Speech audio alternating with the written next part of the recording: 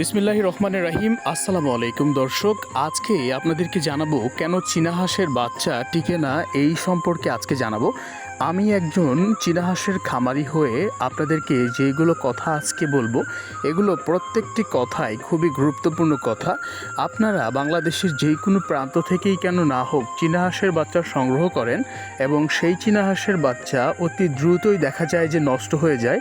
আপনাদের যে আশা বা যে টার্গেট বা যে স্বপ্ন নিয়ে আপনারা এই চীনা হাঁসের খামারে আসেন, খামার করার চিন্তা চেতনা নিয়ে আসেন, দেখা যায় যে বাচ্চা সংগ্রহ করার 10 থেকে 15 দিনের ভিতরেই বাচ্চা সবগুলো মারা যায়। কেন মারা যায়, কিসের জন্য মারা যায়, সে বিষয়ে আজকে আমরা আলোচনা করব। তো চলুন বেশি কথা না বাড়িয়ে সরাসরি সম্পূর্ণ ভিডিও জুড়ে থাকুন, তাহলে চীনা হাঁস কেন মারা যায় এবং কোন কোন মেডিসিন প্রয়োগ করলে চীনা হাঁস একটাও নষ্ট হবে না, সেই সংক্রান্ত সকল তথ্য জানতে আজকের ভিডিওটি সম্পূর্ণ দেখতে হবে। প্রথমত আমরা যেই বিষয় নিয়ে আলোচনা করব সেটা হলো বাচ্চা ক্রয় করার ক্ষেত্রে আপনাদের প্রথম ফোকাস রাখতে হবে বাচ্চাটা যেন এ গ্রেডের হয় এবং সুস্থ সবল বাচ্চা হয়। যেইখান থেকেই কেন না হোক আপনি বাচ্চা সংগ্রহ করবেন, 2 টাকা বেশি হলেও এ গ্রেডের মানসম্মত যেই বাচ্চা সেটা সংগ্রহ করবেন।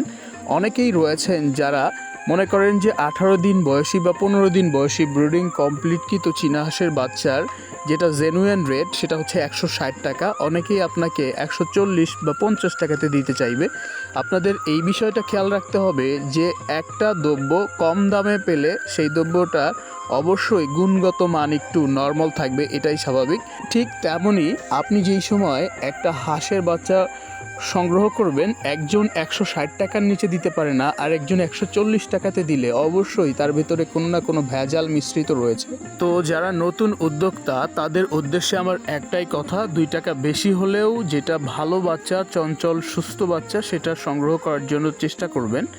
এরপরের কথা হচ্ছে আপনাদের বাচ্চা যেই জায়গাটাতে রাখবেন, নিজেদের যেই জায়গাটাতে বাচ্চা ব্রিডিং করার জন্য বা বাচ্চাগুলো পরিচর্যা করার জন্য যেই জায়গাটাতে রাখবেন, সেই জায়গাটা যেন নিট অ্যান্ড ক্লিন হয়, সেই জায়গাটাতে যেন আবর্জনা ময়লা বা আগে থেকে ব্যাকটেরিয়া না থাকে। অবশ্যই জায়গাটাতে সুন্দর করে চুন দিয়ে বা চুনের পানি দিয়ে মেডিসিন দিয়ে স্প্রে করে সুন্দর করে জায়গাটা পরিপাটি করে নেবেন, যাতে করে ওইখানে কোনো ব্যাকটেরিয়া না থাকে।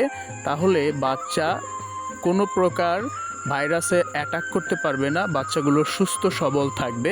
আর দ্বিতীয় কথা হচ্ছে বাচ্চা যেখান থেকেই কেন সংগ্রহ না করুন, প্রথমত বাচ্চা নিয়ে যাওয়ার সাথে সাথে আপনার 1 গ্রাম লাইসোভিট এবং 1 লিটার পানির সাথে 1 গ্রাম করে লাইসোভিট হিসাব করে, যদি আপনার 500 বাচ্চা হয়ে থাকে, যদি 10 লিটার পানি লাগে সেক্ষেত্রে 10 গ্রাম লাইসোভিট দিয়ে সুন্দর করে মিশিয়ে সেই লাইসোভিটের পানি হাঁসের বাচ্চাকে প্রথমত দিতে হবে। এছাড়াও আরও অনেক ঔষধ রয়েছে, বিস্তারিত জানতে আমাদের স্ক্রিনে থাকা নাম্বারে ইমো বা হোয়াটসঅ্যাপে কল দিয়ে যোগাযোগ করতে পারেন।